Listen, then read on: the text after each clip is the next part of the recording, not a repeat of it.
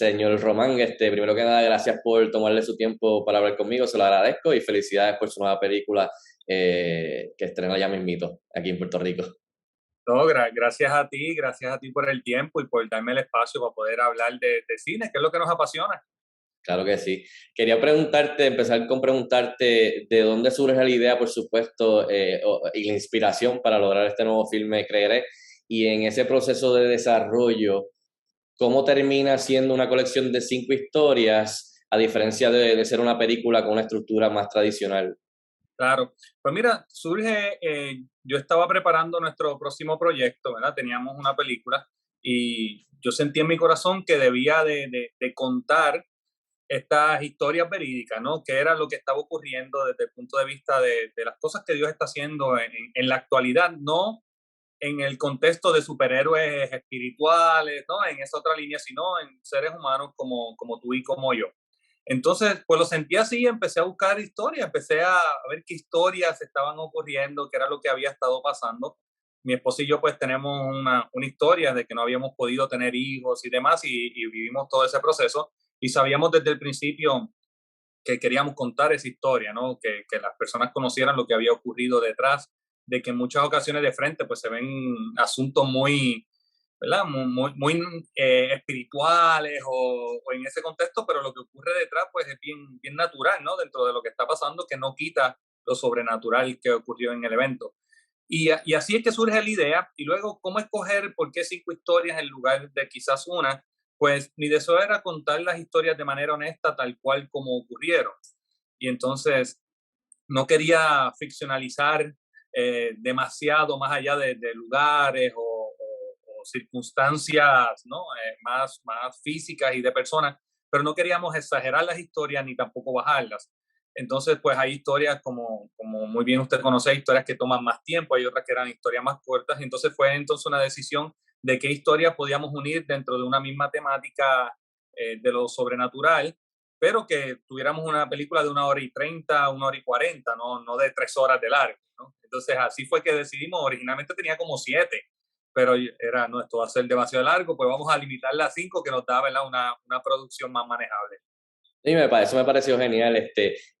Me lleva a la pregunta que tenía para usted próxima, que era sobre eso mismo, que en la película entiendo que, como menciona, una de las historias es de carácter muy personal para usted y su familia. Y quería ya que hablo de eso un poco, quería preguntarte entonces, ¿se te hizo fácil decir, bueno, parece que se te hizo fácil decidir que sí, que esa historia iba, pero o sea, a veces para las personas es bien difícil abrirse a una experiencia así y no tan solo compartirla con familiares o personas, tú sabes, cercanas a uno, pero aquí tú estás entonces abriéndote y exponiendo tu historia personal a un público mucho más grande. ¿Sabes? ¿Cómo fue esa experiencia de desarrollar la idea, ponerlo en el papel y entonces por fin, ok, lo estamos haciendo, estamos plasmando esto en la pantalla grande donde la va a ver muchas personas, si Dios quiere? Así que háblame un poquito de esa parte.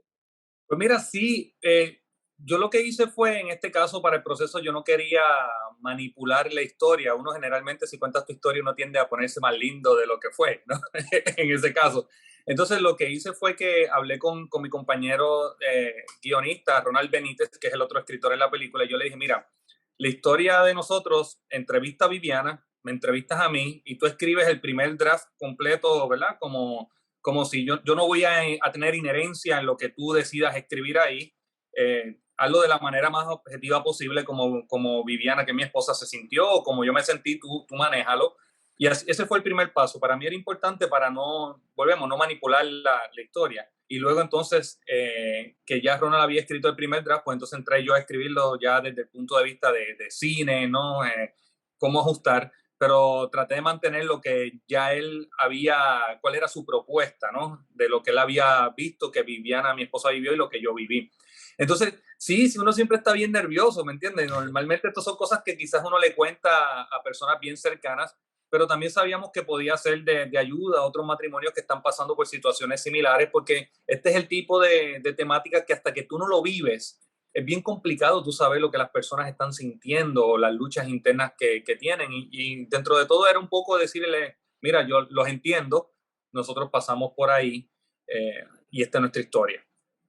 Muy bien, muy bien.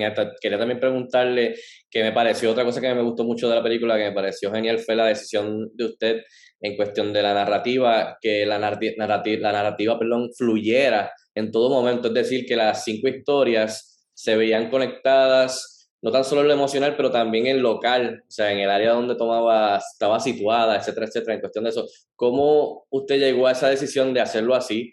Y hay alguna razón particular de hacerlo así en la película. Pues mira, sí, bueno, al tener cinco historias, son cinco historias diferentes, pero la decisión que tomamos era, ok, ¿desde qué punto de vista voy a narrar la historia? El factor común en todas ellas es la presencia de Dios en el asunto, ¿no? Dentro de nuestro contexto de fe, entendemos que fue Dios quien estaba moviéndose en medio de ellos, y entonces pues decidimos que la narrativa siguiera la perspectiva de Dios, que era lo que a Dios le interesara, que era lo que Dios veía en un momento, que no necesariamente es lo que le interesa a los personajes, y eso pues informó mi decisión del uso de la cámara, ¿no?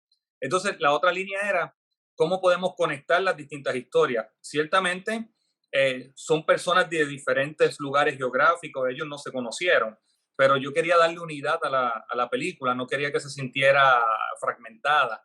Y entonces ahí fue que decidimos unirlos a través de los personajes secundarios en una historia son protagónicos en otra, más porque así funciona la vida, ¿no? En tu vida ahora mismo tú eres el protagonista de tu propia historia y yo soy un personaje secundario, pero una vez cortemos esta llamada, yo voy a continuar en mi diario vivir como mi personaje, ¿verdad? Como protagónico en mi historia.